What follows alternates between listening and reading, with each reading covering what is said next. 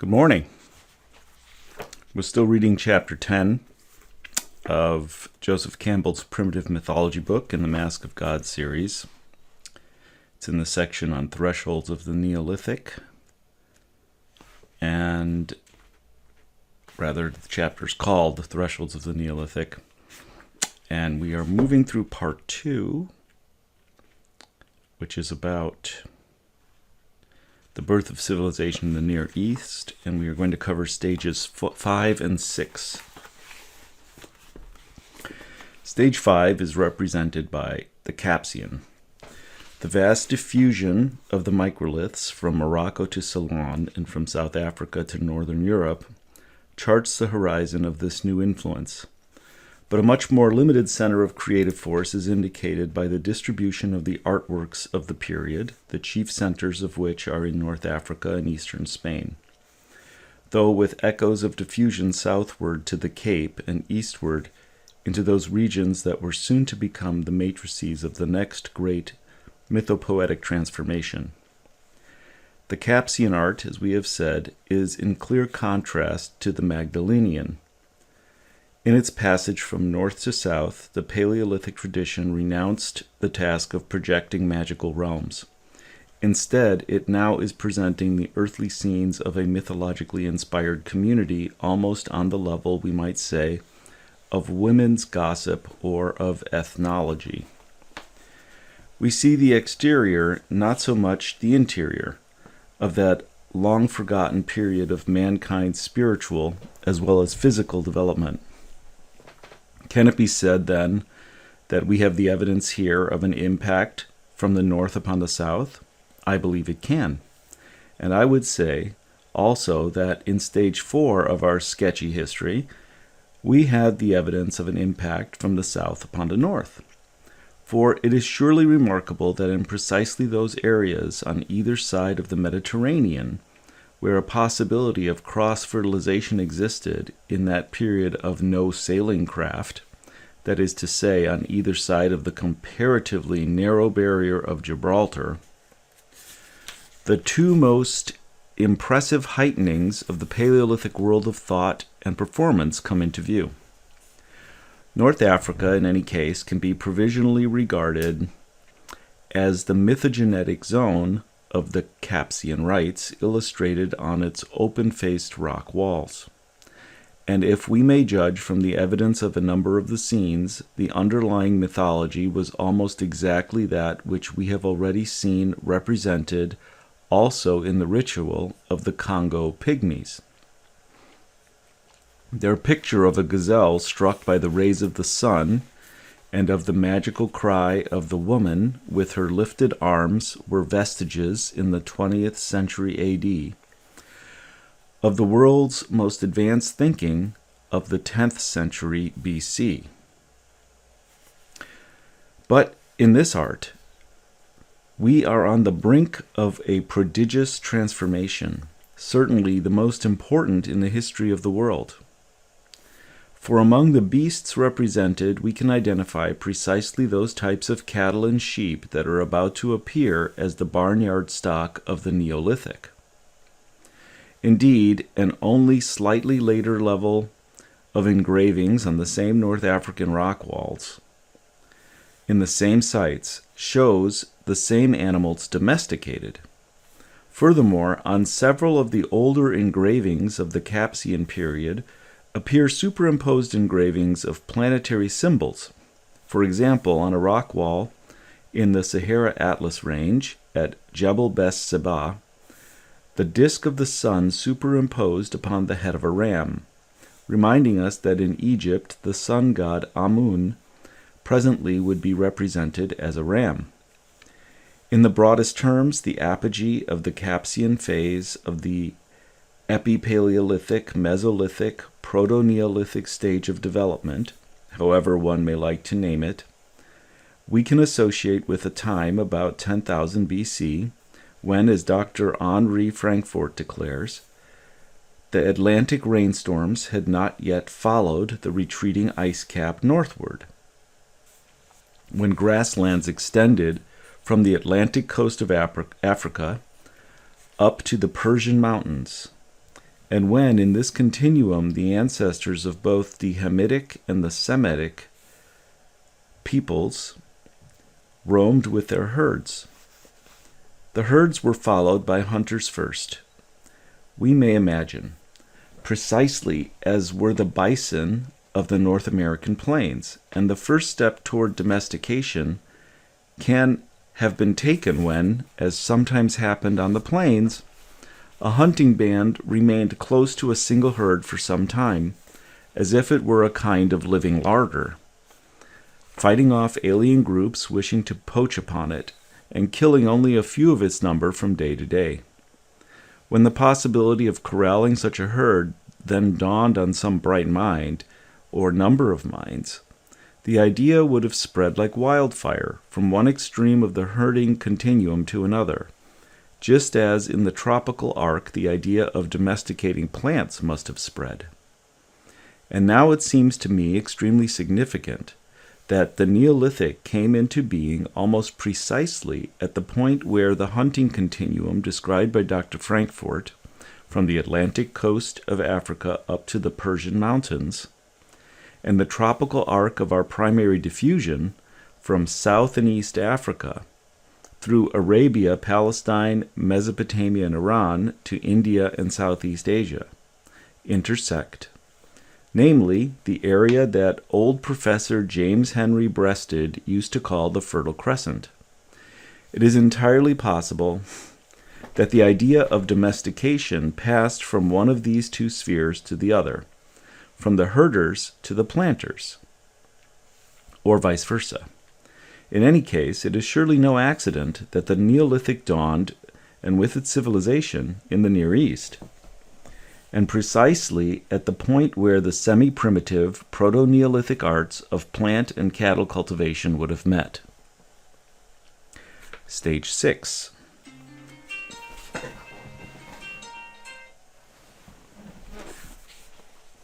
The birth of civilization in the Near East we have outlined in Part 2, Chapter 1. The mythogenetic zone is the Fertile Crescent and its flanking mountains, from the Nile up the coast to Syria, then down to the Persian Gulf. And the phases of the development sketched in the broadest lines are 4. 1. The Proto-Neolithic, circa 7500 to 5500 BC. The phase of the Natufians, which can now be described as an advance from the Capsian, with the promising, highly significant addition of a grain or grass harvest to the provisions of the hunt. As I have observed, we do not know whether a planting had preceded the harvest or whether the animals killed were yet domesticated, but if the Natufians were not domesticating, they were nevertheless slaughtering the pig, goat, sheep, ox, and an equid of some sort. The same beasts that were later to constitute the basic barnyard stock of all the higher cultures. And if they were not planting, they were nevertheless harvesting some variety of wild or primitive grain. As we have said, the first discoveries of their remains were made in the Mount Carmel caves in Palestine. But similar finds have turned up since, from Helwan in Egypt to Beirut and Yabrud, and as far west as the Kurdish hills of Iraq. 2. The Basal Neolithic, circa 5500 to 4500 BC, when the foundations of a well-established barnyard economy based on grain agriculture and stock breeding were already a firmly established pattern, and the new style of village living had already begun to spread from the primary zone. The chief crops were wheat and barley, and the animals domesticated were the pig, goat, sheep, and ox, the dog having already joined the human tribes by the time of the Capsian period, as a companion of the hunt. Pottery and weaving had been added to the sum of human skills, likewise the arts of carpentry and house building. And then suddenly, very suddenly, the evidence of a new great leap appears in the pottery. the finely fashioned, very beautiful painted pottery of the next phase. 3. The High Neolithic, circa 4500 to 3500 BC, when the elegant geometrically organized designs of the pottery styles of Halaf, Samarra, and Obeid appeared. As we observed in Part 2, Chapter 1, this sort of geometrical organization of a field was a new thing in the world at the time, and its appearance poses a psychological problem. For why should it have been that just when a settled style of village life came into being, an art of abstract forms, geometrically organized, came into being too? The answer, I believe, is that in the period of the earlier hunting societies, there was no differentiation of social functions except along sexual or age lines. Every individual was technically a master of the whole cultural inheritance, and the communities were therefore constituted of practically equivalent individuals. Whereas in the larger, more greatly differentiated communities of the High Neolithic, there had already begun that tendency toward specialization, which in the next period was to reach a climax. On the level of a primitive society, adulthood constitutes, in being, a whole man. In the later, differentiated type of society, on the other hand, adulthood constitutes in acquiring, first, a certain special art or skill, and then the ability to support or sustain the resultant tension, a psychological as well as sociological tension between oneself, as merely a fraction of a larger whole, and others of totally different training, powers, and ideals, who constitute the other necessary organs of the body social. The sudden appearance in the High Neolithic of a geometrically composed art form, wherein disparate elements were brought and held together as a balanced whole, seems to me to indicate that some such psychological problem must have begun to emerge. We have already noted, too, that in the pottery styles of this period, various symbols appear. In the Halaf style of the northwestern area, just southward of the Taurus, Bull Mountains of Anatolia, now Turkey, the form of a bull's head in association with figurines of the goddess and with clay figures of the dove, cow, humped ox, sheep, goat, and pig. It was just to the north of this fruitful area beyond the Black Sea in the Ukraine that a great number of Paleolithic figurines of the goddess had appeared in the Aurignacian. That a connection must be supposed would seem to be clear. Furthermore, we have noted that the symbols stressed in the Halaf are not quite the same as those of the Samarra style, which, with its chief area of distribution farther south and eastward, extended into Iran. The obvious conclusion to be drawn is that a number of mythological systems had been caught in the vortex of the new mythogenetic zone, and this conclusion is supported by the evidence of the later literate period, when the earliest written documents appear, first in Sumer and then in neighboring Egypt. The impression one gets from these is of a considerable hodgepodge of differing mythologies being coordinated, synthesized, and syncretized by the new professional priesthoods. And how could the situation have been otherwise, when it was the serpent of the jungle and the bull of the steppes that were being brought together? They were soon to become melted and fused, recompounded, in such weird chimeric creatures as the bull-horned serpents, fish-tailed bulls, the lion-headed eagles, that from now on would constitute the typical apparitions of an extremely sophisticated new world of myth. 4. In the epoch of the hieratic city-state, 3500 to 2500 BC, the basic cultural traits of all the high civilizations that have flourished since, writing, the wheel, the calendar, mathematics, royalty, priestcraft, a system of taxation, bookkeeping, etc., suddenly appear, prehistory ends, and the literate era dawns. The whole city now, and not simply the temple compound, is conceived of as an imitation on earth of the cosmic order.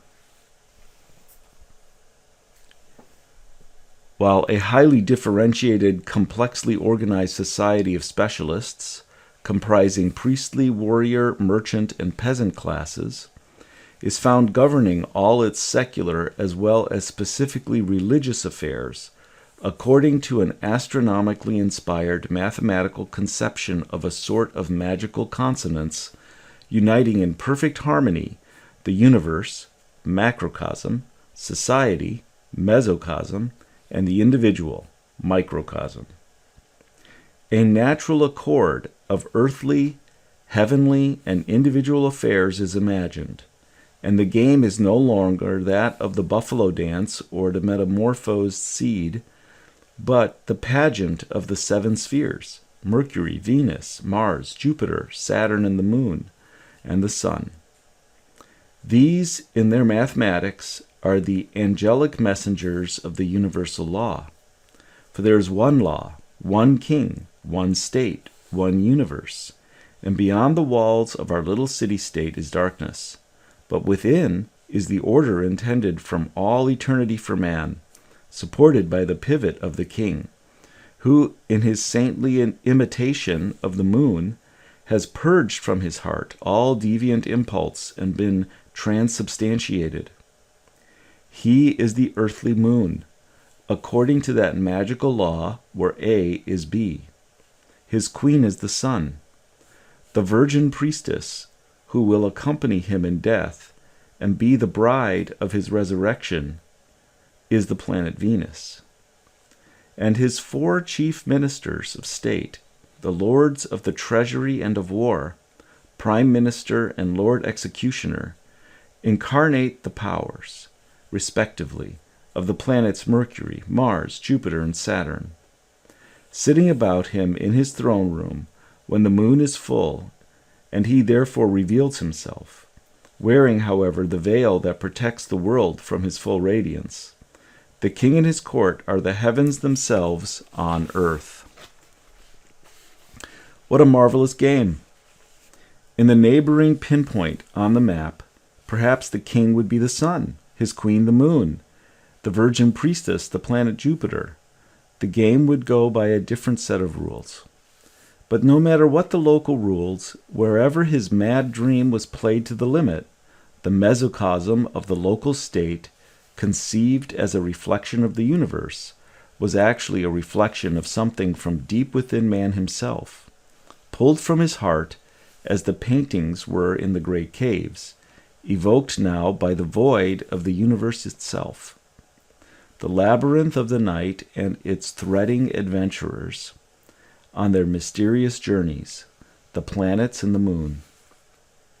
Moreover, in the symbolism of this new and larger play of destiny, the earlier themes were all subsumed, those of both the monster serpent and the animal master, to produce a far more sophisticated, multidimensional symbolic play, qualitatively different and far more potent, both to evoke and to order the multifarious energies of the psyche, than anything the primitive world had ever produced. And with that, we'll stop for today, and we'll pick up with the next part of Chapter 10 next time. Thank you.